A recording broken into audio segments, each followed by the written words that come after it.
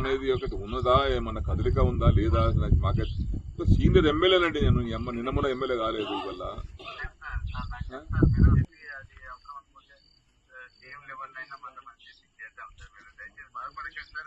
CM గారికి ఈరోజు చెప్పిన సీఎం గారికి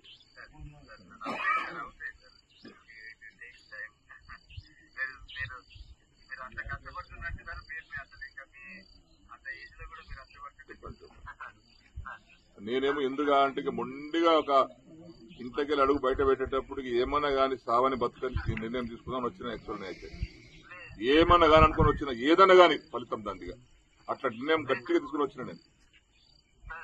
ఎన్నిసార్లు చేయాలండి చేసిన పూటలు లేపి మేము కొత్తసారి చూస్తున్నాను. నేను మంత్రి చేసిన 20 ఏళ్ళు ఈ అమ్మ ఇట్లా ఫోన్ చేస్తే లేపుతుంటే రాత్రి 1 గంట లేపుతుంటే ఫోన్ నేను మరి ఎమ్మెల్యేనే ఫోన్ లేపారండి వీళ్ళు. ఈ అమ్మ దరిద్రం పాడైపోయి మేము పనులుగా చేస్తామండి. ఫోన్ లేపండి మజాకు చేస్తామా తమాషాగా చేస్తామా ఏమన్నా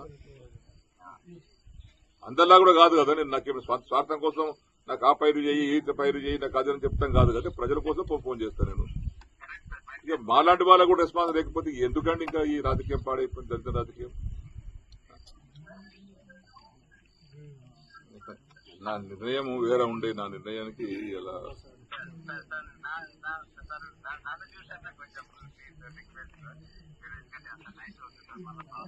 ఏమైతే నైట్ అయితే ఏముందండి జంగల్లో ఉన్నాం, జంగల వండుకుంటాము కూడా చంపుతా వస్తాం బతి మొత్తం ఏముంది అంతకన్నా మీకు ఒకనాడు వచ్చినా కూడా వస్తాం. ఒకనాడు పోయేది ఒకటే పోతాం ఇంకేమున్నది ఎప్పుడో పోయేది. ఇంత ఇట్లాంటి ప్రభుత్వంలో ఇట్లాంటి పరిస్థితుల్లో మా ఫోన్ లేకపోతే ఎవరు చెప్పుకోవాలి శ్రీ గారు, మేము ఎవరితో మాట్లాడాలి మేము. అది మొక్కన పోయి అమ్మ ఈ వయసులో పోయి విసుగొచ్చా విరక్తితో నిర్ణయం తీసుకునేది. నేను ఇంటికెళ్ళి బయలుదేరేటప్పుడు చెప్పలేదు ఎవరికి. నేను ఇక్కడ ఉంటానే చదువుకుని వచ్చిన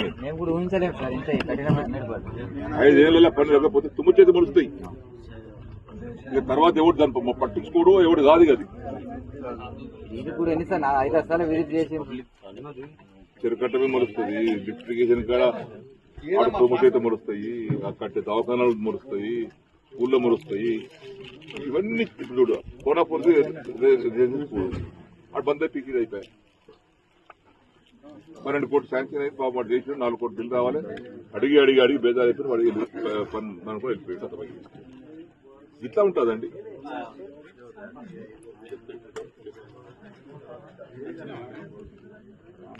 నర్సింగ్ కాలేజ్ వాడు 15 కోట్లు రావాలి సార్ పని పనిచేసిపోతా అంటే నిర్ణయం మారింది కదా, పార్టీ మారింది కదా.